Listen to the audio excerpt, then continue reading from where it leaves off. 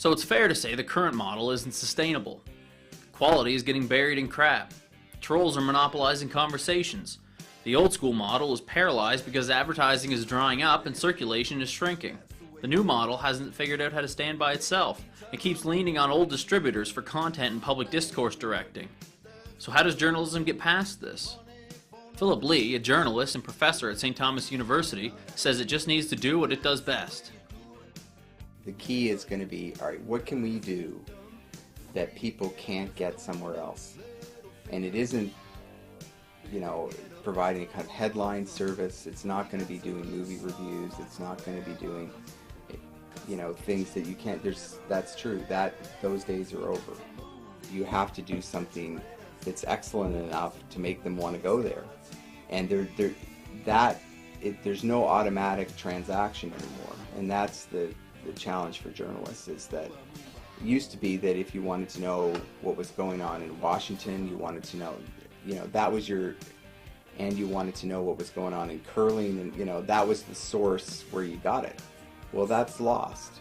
The question is, how do you draw an audience to what you're doing online and not have it completely fragmented?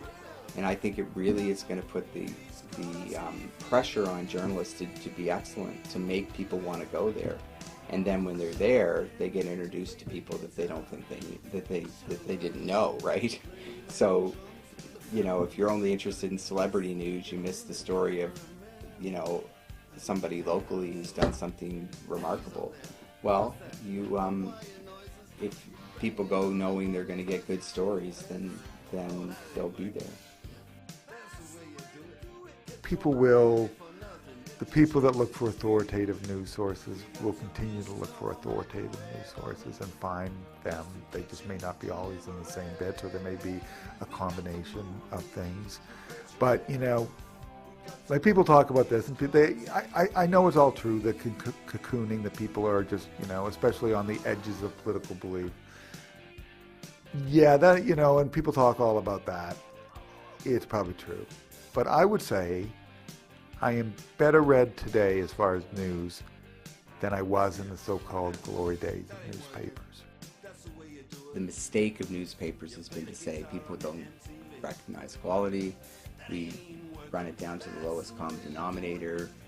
News is the stuff that you put around the ads and the white space around the ads, and who cares? People don't care what's in the paper or what's not. So then it was kind of crappy. I think what this turns back to is, I do think, in my experience, I'm 100% sure that people recognize quality. They recognize stories that they find like an interesting journey, right? And they recognize that, and we need to find a way to keep doing that. And there's no question that there will still be an appetite for it. The mistake is to start becoming, average or worse, because you think people don't care. And being average is Roy McGregor's biggest fear for the future of journalism. He says we've still got a ways to go before the absence of quality really gets noticed.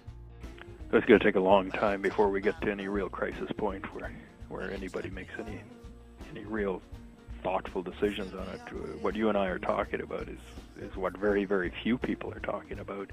And, I'm perfectly aware that a lot of people would read what I wrote and think me nothing but a dinosaur and an idiot. I accept that. That's fine.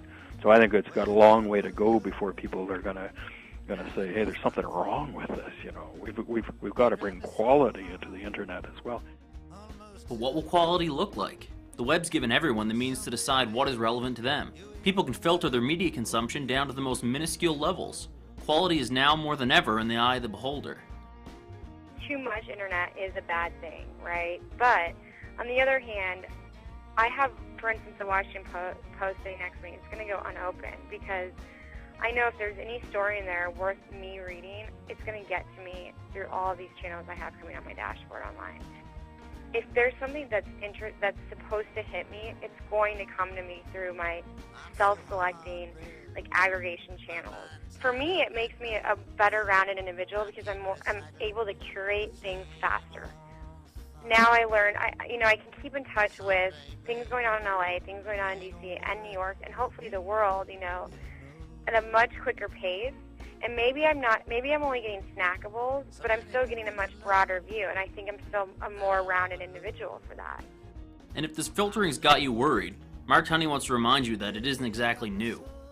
I can't kind of go, oh my God, they're not being spoon-fed anymore. Like the world, yeah, to some degree, but it's always been the case. I think it's naive to think that we put out a newspaper and everybody reads our front page, It's just not true, I've seen thousands of these, audience survey reports that newspapers do. What do they want?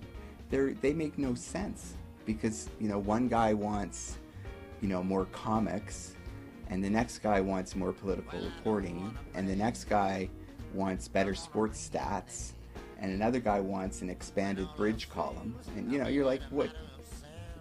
What are you supposed to make of that? It's just, it is what it is. It's just like, they don't know what they want, except that they want good storytelling and they want good journalism. We know they want that, right?